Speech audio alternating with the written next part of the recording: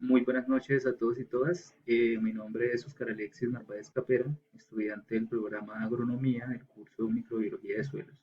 A continuación vamos a explicar unos temas correspondientes a explorar la diversidad microbiana y su ecología asociada a la agricultura. Mi número del grupo es 88. La primera pregunta nos habla de explicar de qué dependen los tipos de actividades microbianas y la velocidad de esas actividades. En su respuesta menciona tres recursos y condiciones que influyen en el crecimiento microbiano en la naturaleza.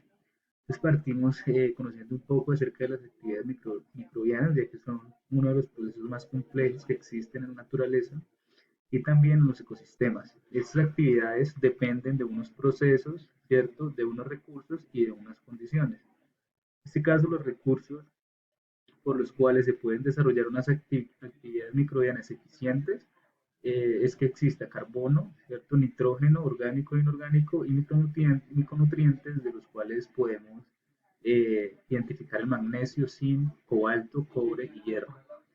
Estos nutrientes que existen en un ecosistema o en un hábitat eh, pueden funcionar siempre y cuando tengan unas condiciones. Las condiciones hacen referencia a la temperatura, el pH de 0 a 14, la luz solar, la disponibilidad de luz solar, si es clara, luz tenue, luz oscura.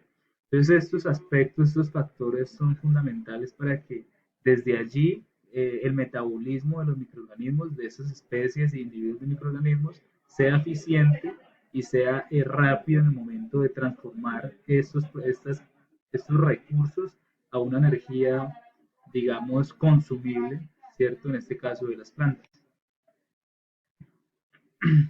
¿En qué consiste una comunidad microbiana?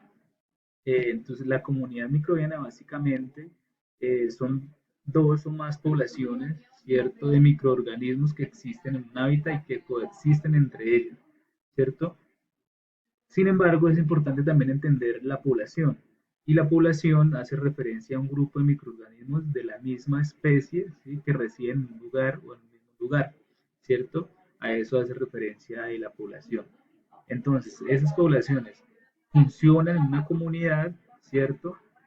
Y trabajan en sí siempre y cuando haya unos intercambios, ya sean positivos o negativos, en estos hábitats. Por qué son diferentes la riqueza y la abundancia de las poblaciones y cómo funciona la relación entre ellas en los hábitats microbianos del suelo. Entonces partimos desde un concepto fundamental y es la diversidad de especies, ¿cierto? En esa diversidad de especies podemos clasificarlas en dos, ¿cierto? La riqueza de especies y la abundancia de especies. La riqueza de especies hace referencia al número total de diferentes especies, ¿cierto? Y la abundancia es la proporción, cantidad de cada individuo de una especie, ¿cierto? Entonces la riqueza es el número de diferentes especies y la abundancia es el número de individuos de esa misma especie, ¿cierto? Pues esas diferencias pues nos hablan de diversidad y de abundancia, ¿cierto? Que conforman una comunidad, ¿cierto? Eh, bueno, para que funcionen entre sí, ¿cierto?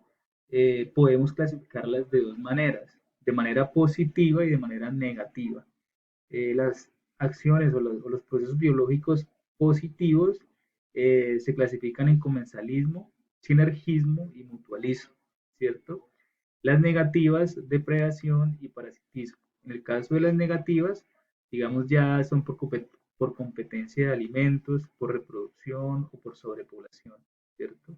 El comensalismo, el sinergismo y el mutualismo tiene que ver con esos procesos que hacen eh, correlacionados, ¿cierto?, de estos microorganismos para generar su propia energía o su propio alimento. Trabajan entre sí para generar su propio alimento.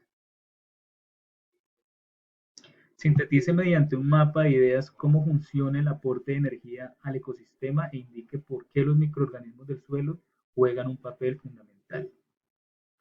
Entonces partimos sabiendo que los microorganismos tienen diversidad metabólica, ¿cierto? Es decir, que son catalizadores de energía y catalizadores de nutrientes, y que promueven, ¿cierto?, que el ciclo biogeoquímico se dé en unos tiempos y en unos momentos indicados, ¿cierto? De esa manera podemos decir que estos microorganismos están dentro de la cadena trófica como descomponedores, ¿cierto? En la ilustración vemos que tenemos una primer gráfica y es el sol, que es el productor y generador de energía, y de allí llega a los productores, que son en general las plantas.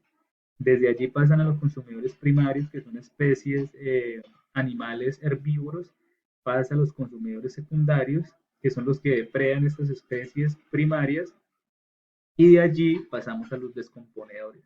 Quieren hacer el eje central, ¿cierto? El transformador de materia orgánica a energía soluble, ¿cierto? Para las plantas.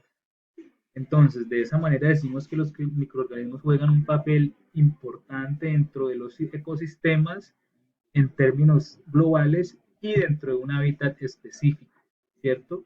Ya que son los que mantienen la calidad de estos suelos, de estos hábitats, son los que mantienen nutridos los suelos, mineralizados, ¿cierto? Y mantienen un equilibrio en los procesos químicos, físicos y biológicos. Muchas gracias a todos y todas.